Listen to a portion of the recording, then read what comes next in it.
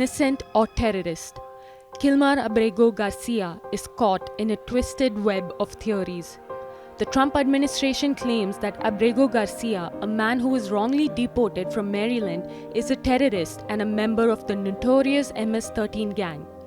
Despite mounting concerns about his case, Trump has refused to help secure his release from a brutal prison in El Salvador. And he even threatened to deport him again if he is freed. The Democrats and the media in this room have continually and wrongly labeled Kilmar Abrego García as a Maryland father. There is no Maryland father. Let me reiterate. Kilmar Abrego García is an illegal alien, MS-13 gang member and foreign terrorist who was deported back to his home country. And if he ever ends up back in the United States, he would immediately be deported again. Garcia's family begs for his release, but Trump stands firm, refusing to budge. While Democrats insist that the Maryland father is innocent, doubts still swirl. Could he be a victim of wrongful deportation, or is he the gang member US officials claim he is? And when Kilmar Abrego García was originally arrested, he was wearing a sweatshirt with rolls of money covering the ears, mouth, and eyes of presidents on various currency denominations. This is a known MS-13 gang symbol of hear no evil, speak no evil, see no evil.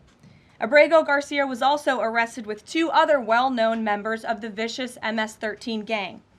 And two separate judges found that Abrego García was a member of MS-13, and that finding has never been disputed. Kilmar Abrego García, a Salvadoran immigrant with a US work permit, was deported under the Alien Enemies Act after US officials alleged ties to a notorious MS-13 gang. He had been living in Maryland under protected status. Today is 34 days after his disappearance, and I stand before you filled with spirit that refuses to bring down. I will not stop fighting until I see my husband alive.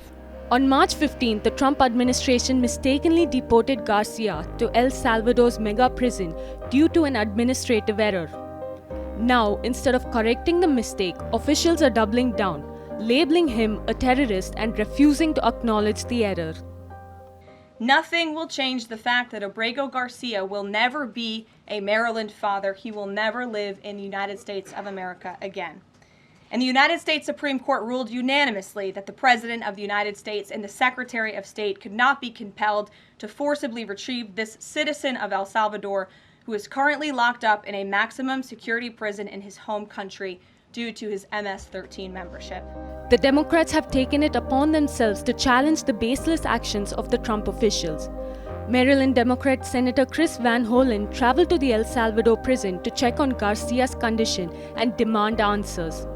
Hollen claims he asked to see Garcia or even speak with him on the phone, but all his requests were denied. So I asked the vice president if I could meet with Mr. Abrego García. And he said, well, you need to make earlier provisions to go visit CCOT. He said he was not able to make that happen. I asked him if I came back next week, whether I'd be able to see Mr. Abrego García. He said he couldn't promise that either. So I asked him if I could get on the phone, either video phone or just a phone, and talk to Mr. Abrego García.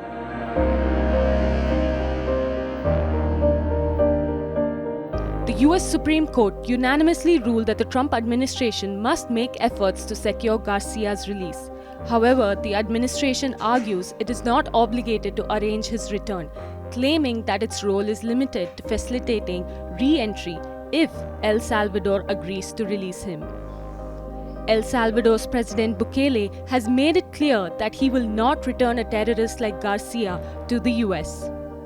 I suppose you're not suggesting that I smuggle a terrorist into the United States, right? It's always how can I return him to the United States? Like, I smuggle him into the United States, or what do I do? Of course, I'm not going to do it. It's like, the question is preposterous. How can I smuggle a terrorist into the United States? I don't have the power to return him to the United States. The deportation of Abrego García, a Salvadoran national and Maryland resident, has become a flashpoint in the debate over the Trump administration's hardline deportation policies. The fate of innocent individuals like Garcia locked behind bars with notorious criminals remains uncertain. El Salvador's mega prison is infamous for overcrowding, abuse, and extreme gang violence, conditions that human rights groups deem inhumane. For deportees like Garcia, being sent there isn't just exile, it's a potential death sentence.